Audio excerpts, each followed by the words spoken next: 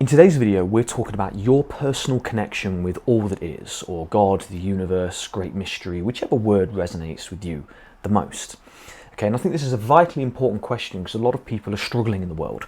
They're struggling to know what is the point in it all, what's the point in their experiences, why they've suffered, why they've gone through misery, why they've been treated the way they have, why they've had the upbringing they've had, because they look out there in the world, they think, well, that person's wealthy and rich and has all the opportunities and I never had those opportunities, right? And so understanding about your personal connection with all that is, God, universe, etc., is one of the most empowering, if not the most empowering things that you can ever do, okay? Because what it does is, it starts to reflect to you your purpose for being here, right? And now, I will make a very bold argument right here, and that is that I believe that everybody's purpose for being here on this planet is to be in one way, shape or form an aid to love and the embodiment or the remembering of love. Okay, so it's funny because to embody is to bring something into you, to remember or to put something back together, right? Same word, very interesting. Is it etymology of that word? So understanding that the experiences that we have had are a part of our greater purpose, which I would argue is to be an agent of love, a paladin of love, a guardian of the assimilation of love, right? Or a light worker or an empath, right? Whether somebody's that way inclined yet or not, I think that through exploring the reason and the purpose of your experiences, hello there, and the reason why you're here will ultimately lead you to that understanding. And this comes to a very Arthurian principle, which is the Seeker, and the Rainbow Bridge. And ironically, the Rainbow Bridge being the defractalization or the separation of light into all the colours, and as I'm being wonderfully blessed by that entity up in the sky and that being, that energy up in the sky right now, that's the place home, light, right? So we've separated ourselves, we've become a fragment or a fractal, not a fragment, a fractal of all that is, because it's infinite in its notions to be a fractal. Undiluted is another word. A fractal of light, right? On a journey to be an agent of love, so we're a seeker on the rainbow path leading back to light or love or oneness. Now, some people get upset by that because they think, oh, it's not just all fairy, and I totally resonate with you because, yeah, life is challenging and it's dark sometimes and it can be painful sometimes, and so the whole point the reason why I'm doing this video is, again, to just embody your why. So the video that we did recently was the 5 whys, and this is very similar. We're talking about what empowers you to keep going. And so exploring your personal connection with all that is and God is one of those ways to encourage you to keep going, even in the face of darkness, even in the face of tyranny, even in the face of adversity, opposition, etc., etc. Okay? So understanding, right, one of my points here was the energy of love, right? That the sun is an unconditional representation of the energy of love, right? And so we're a fractal of, I would argue, a fractal of the sun, a fractal of light, a fractal of love. We're a fractal of the energy of love, unconditional, okay? But unconditional in our experience means we have free will. And free will means we have the full spectrum of, in quotes, good and evil, or the full spectrum of choice, which means we can choose what we want. Right? Now, people argue that evil isn't a thing because in some way, shape or form it serves love, right? Whether it's you recognize that there are people doing evil things in the world and you recognize that's not how you wish to be, and it gives you the drive and the passion to go and do something about it and to stop the evil and to encourage people to be more loving and kind and compassionate. So this is one of those really profound explorations, is understanding the energy of love. Now, one of the other elements, as I've actually already talked about it, is nature being a mirror. Now, that as we just explored, that potentially the sun is all that is, and we are a fractal of that light. It's the energy of love, and we are experiencing physical reality as we're going along, okay? And we're going back to, on this spectrum, so if you're going to say there's dark and light, evil and good, right?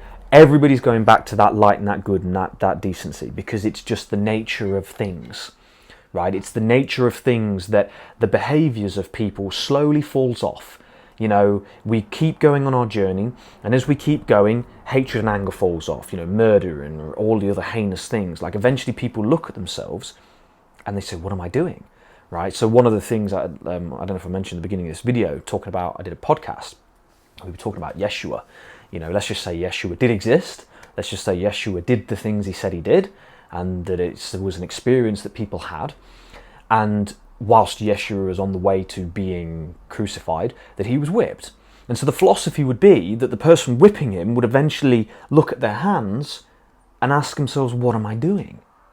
Right? What am I doing? So we have an awakening. And then all of a sudden that individual is now no longer orientated to causing pain and suffering to others, and they're orientated in a different way. Right? And this is the ability, this is the knowing that human beings can change, right? And people say like, oh, who are you to say that people should change? Yeah, rightly so. But again, it's about what's good and what isn't, what's right and what's wrong, in quotes, right? I'm not going to take this video too deep, although you certainly can. I mean, it's deep enough, I mean, in regards to bad things that people do. But there are people that do really horrendous things, and they're not okay.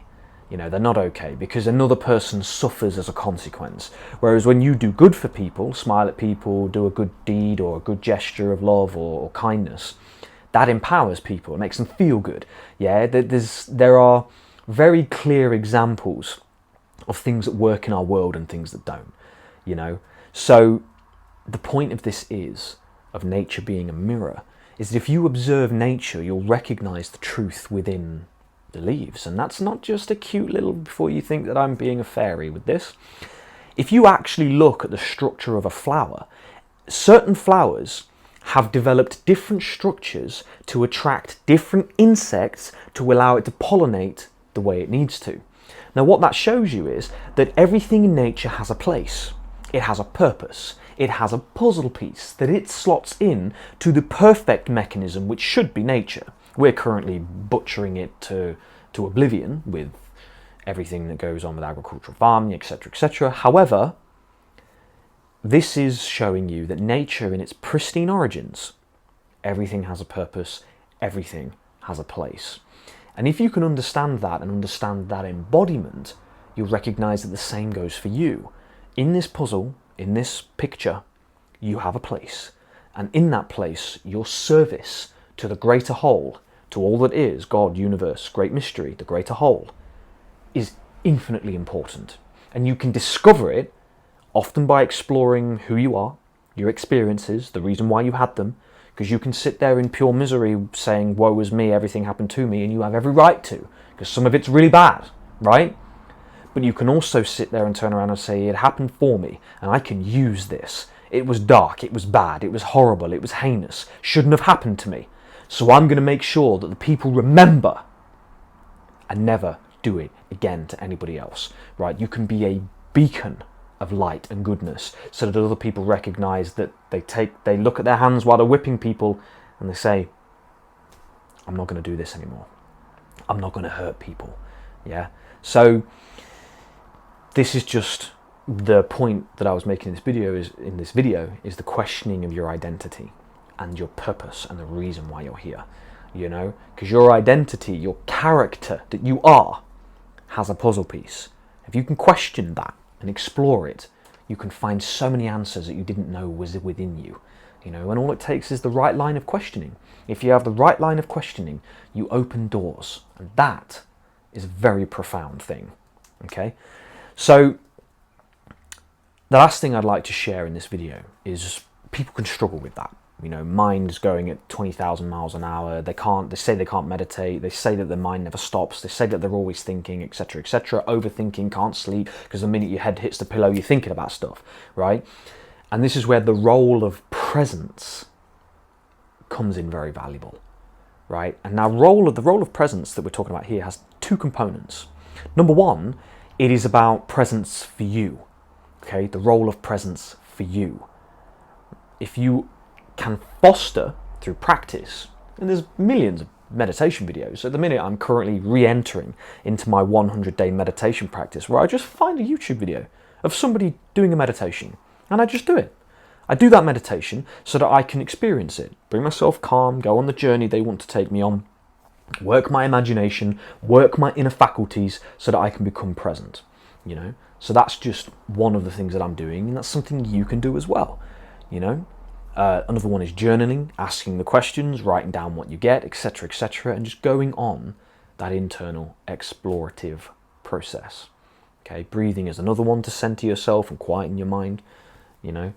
And the other one is being present for others, right? So in our connection with all that is, it's being present with yourself and present for others. Because what I found, I asked a really relatively basic but profound question in a Facebook group, and it was to do with what does being an empath and a light worker mean to you?